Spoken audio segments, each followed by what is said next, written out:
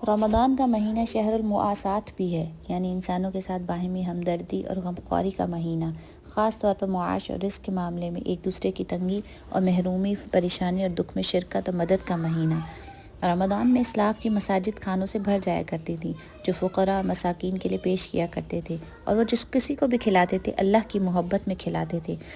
इसलिए हमें भी चाहिए कि हम अपने आसपास के लोगों का ख्याल रखें, अस्पतालों में मरीज़ों और उनके लवाहिकीन की ज़रूरियात पूरी करने के लिए जाएं, किसी सवाली को खाली हाथ न लौटाएं, मुलाजमीन को कामों में रियायत दें, बुज़ुर्गों का एहतराम और बच्चों के साथ शफ़क़त का सलूक आम दिनों की निस्बत ज़्यादा करें, आपस में नाराज़ अज़ीज़ व अक़ारिब की सुलह करवाएं, जो रूठे हुए हैं उन्हें मना लें, लोगों की तरफ से दिल साफ़ करें और उनके कसूर माफ़ कर दें, ताकि हर एक के साथ एहसान कर सकें। आए इस रमज़ान हम भरपूर तैयारी के साथ महीना गुजारें।